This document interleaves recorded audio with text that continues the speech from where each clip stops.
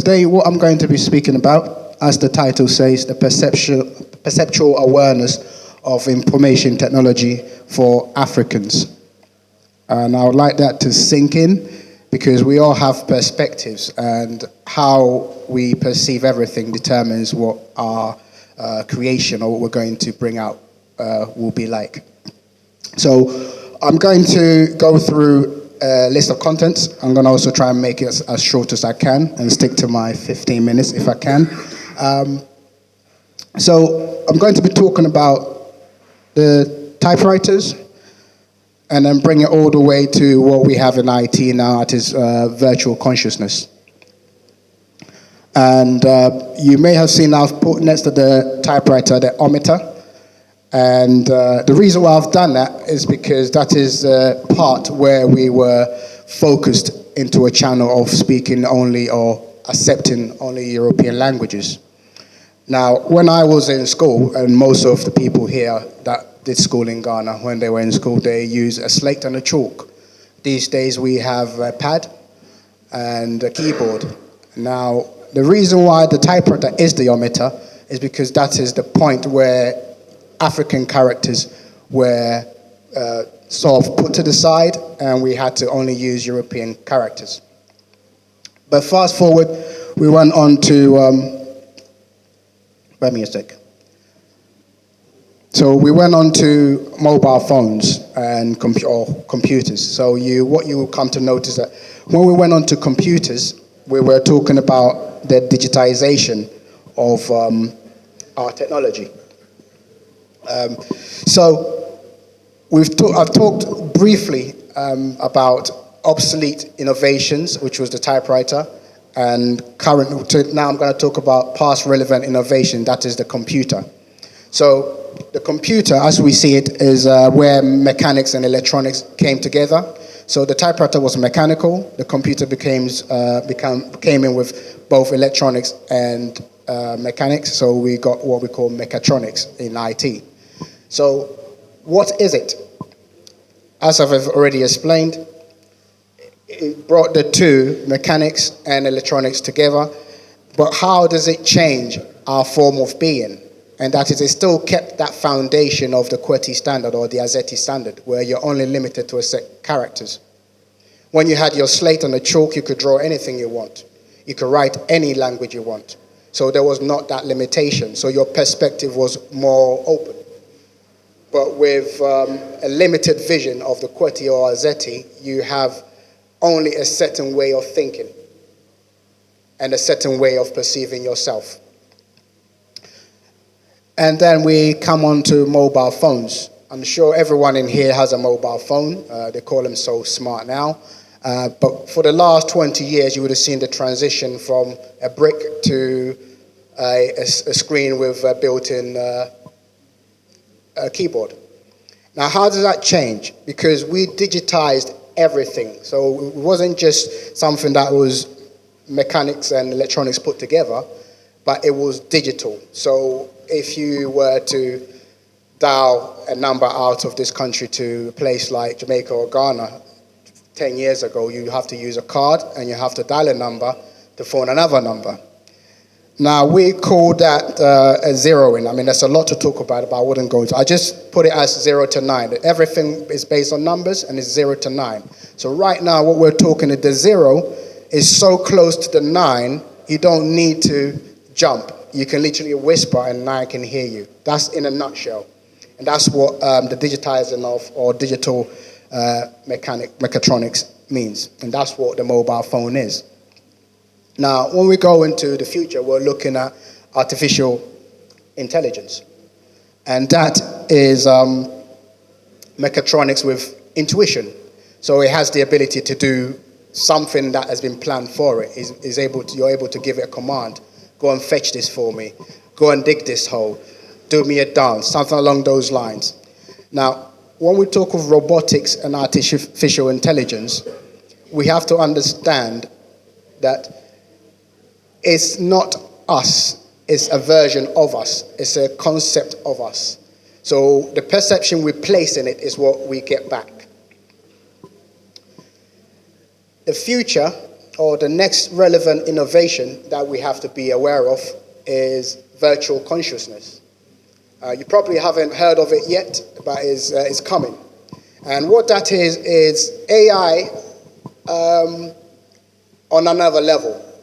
So the virtual consciousness is you captured in a cell, not a cell as in a biological cell, but electronic cell, where you be able to, or the perception of you, should I say, will be able to be projected either in a hologram or in the form of a robot. And this robot will be showing your emotions, your perceptions, your ideologies, and sharing it with the world. But to understand how all of these affect us, we need to understand how technology itself works. And what we need to know is technology is fed by information. And this information is created into content. This content is shared on social media these days, and there's a reaction. So information is the fuel for technology, and it creates the content. Now, if the content is created in someone else's perspective, how are you supposed to realize your ambitions? That's right. It's impossible. So it doesn't matter what media you're using, whether it's social media or any other form of media.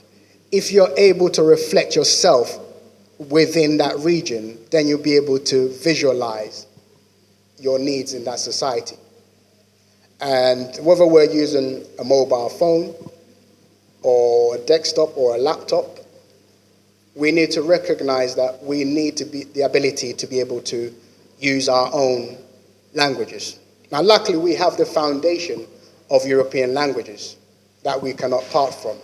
But that is not a challenge or a problem, as some people may see it. It is only a challenge, excuse me. It is not a problem, it's a challenge. Now, that means it's a problem that we have solutions to. And I'm going to be giving you the solutions in a minute. Going forward, with these social media that we use, we need to look at creation as opposed to consumption. We need to know how the device can be used. I mean, you can't use a small vehicle to do a job of a bigger vehicle. So a truck can carry loads, but you can't use the same small vehicle to do a truck's job. And that's how IT should be used in African countries, or most, as they call, third world countries. Now, with Africa, you come to notice everyone has a mobile phone, or most people have mobile phones. But not everyone has a laptop or a desktop. If we're thinking of creation, then we need to stop consumption. The mobile phone is for you to feed. Now, if you're feeding on someone else's content, how do you create your own? It's impossible. So we need to invest in more computer-based, put it straight. We need to invest in more hardware that is of physical nature and allow us to be able to create our own content. So we need to look at creation over consumption. And the underlying factor of that is the programming. Now, as a coder myself and a programmer, when I program things, I like to look at my perspective on life. I can think about it in my native Akan language, then I'll think about it in the English dialect, because I live in the UK. How do I weigh it, the two, and how do I find the balance? Because it's striking the balance that we need on both sides. And so the programming is one perspective.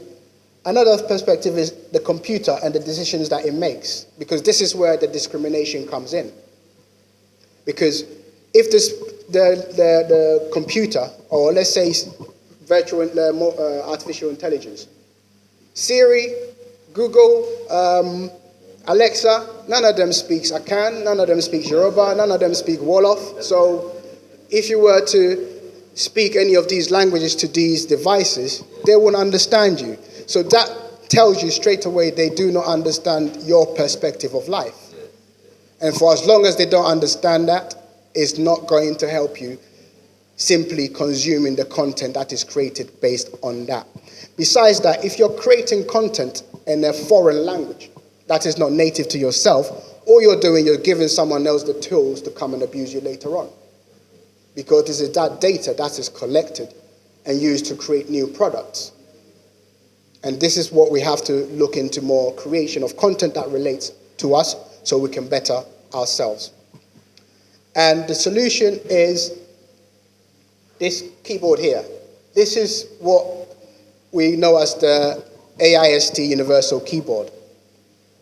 This is a keyboard that was brought out 2 years ago. This particular one writes all Ghanaian languages, as well as 6 European languages. And we're talking all the languages that came to Africa. So if you speak French or write French, you can use this keyboard to do exactly that. Portuguese, Italian, Spanish, as well as all Ghanaian languages. So we're looking at 89 languages from a single keyboard versus an ordinary keyboard or European keyboard that writes only European languages.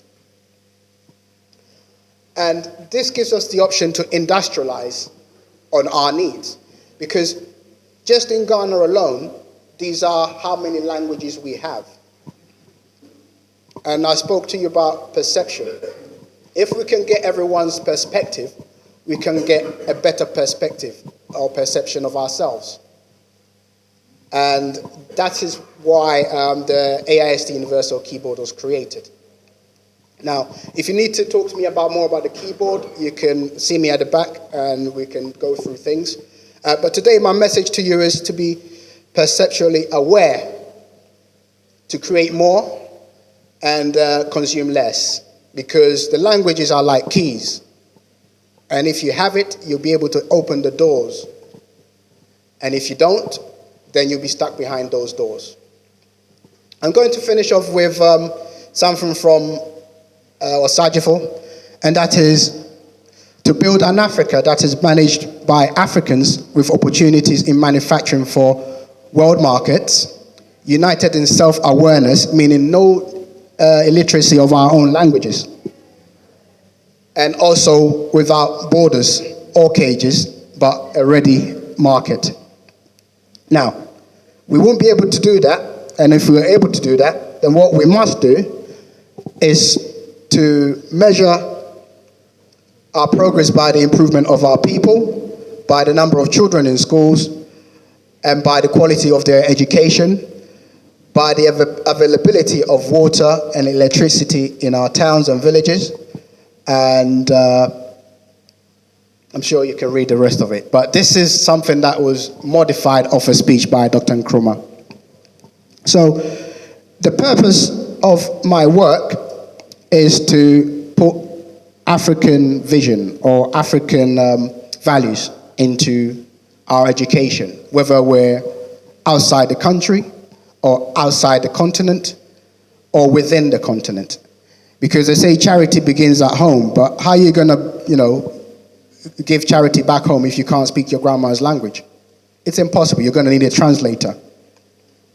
And it's a good perspective that we all speak at least one African languages to get a better perspective of Africa. Thank you very much. My name is Kofi Asiaduberchi. Feel free to contact me at the back. Very good. Very good. Thank you. Thank you very much, Kofi Asiaduberchi. Very powerful indeed.